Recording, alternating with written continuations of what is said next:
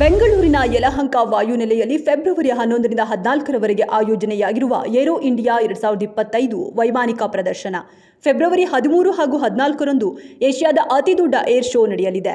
Air show ವೀಕ್ಷಿಸಲು ದೇಶ ವಿದೇಶಗಳಿಂದ ಅಪಾರ ಸಂಖ್ಯೆಯಲ್ಲಿ ಸಾರ್ವಜನಿಕರು ಮತ್ತು ಗಣ್ಯರು ಆಗಮನ. ಮುಂಜಾಗ್ರತಾ ಕ್ರಮವಾಗಿ ಯಲಹಂಕ ಸುತ್ತಮುತ್ತಲಿನ ಶಾಲಾ ಕಾಲೇಜುಗಳಿಗೆ ರಜೆ ಘೋಷಣೆ ಮಾಡಿ ಶಿಕ್ಷಣ ಇಲಾಖೆ ಆದೇಶ. ಮೆಟ್ರೋ ದರ ಹೆಚ್ಚಳ ನಮಗೆ ಸಂಬಂಧಪಟ್ಟಿದ್ದಲ್ಲ, ಅದು ಕೇಂದ್ರದ ವಿಚಾರ. ದರ ಕಡಿಮೆ ಮಾಡುವುದು ನಮ್ಮ ಕೈಯಲ್ಲಿಲ್ಲ. ದರ ಹೆಚ್ಚಳ ಆಗಿರುವುದು ಸಹ ಬದಲಾವಣೆಯಾಗೋದಿಲ್ಲ. ಮೆಟ್ರೋ ಬಿಟ್ಟು ಹಲವು ಜನ ಬಸ್ನತ್ತ ಸ್ವಂತ ವಾಹನಗಳತ್ತ ಮುಖ ಮಾಡುವಂತಾಗಿದೆ ಎಂದ DK Shivakumar. Notorious Bagappa Harijan finish. ಬಾಗಪ್ಪನ ಮೇಲೆ ಲಾಂಗು ಮಚ್ಚುಗಳಿಂದ ಅಟ್ಯಾಕ್. ಬಾಗಪ್ಪ ಕುಖ್ಯಾತ ಚಂದಪ್ಪ ಹರಿಜನ್ ಖಾಸಾ ಶಿಷ್ಯ. ದಶಕಗಳ ಕಾಲ ಬಂದೂಕೆ ಬಂದು ಆಗಿಸಿಕೊಂಡು ಬದುಕು ನಡೆಸಿದ್ದ ನಟೋರಿಯಸ್ ಹಂತಕ ಬಾಗಪ್ಪ.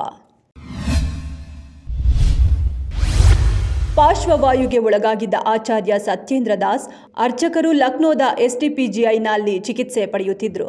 ಪ್ರಧಾನ ಅರ್ಚಕರ ನಿಧನಕ್ಕೆ ಸಿಎಂ ಯೋಗಿ ಆದಿತ್ಯನಾಥ್ ಕಂಬನಿ. ಈ ಹಿಂದೆ ಬಂಧನಕ್ಕೆ ಒಳಗಾಗಿದ್ದ ನಟಿ ಸಂಜನಾ. ಸುಪ್ರೀಂ ಕೋರ್ಟ್ ಮೆಟ್ಟಿಲೇರಲು ನಿರ್ಧರಿಸಿದ ಸಿಸಿಬಿ ಮಾದಕ ವಸ್ತು ಪ್ರಕರಣದಲ್ಲಿ ಸುಪ್ರೀಂ ಕೋರ್ಟ್ಗೆ ಮೇಲ್ಮನವಿ ಸಲ್ಲಿಸಲು ತೀರ್ಮಾನ. ಶೀಘ್ರದಲ್ಲೇ ಗೃಹ ಇಲಾಖೆಯಿಂದ ಇದಕ್ಕೆ ಅನುಮತಿ ಸಿಗುವ ಸಾಧ್ಯತೆ.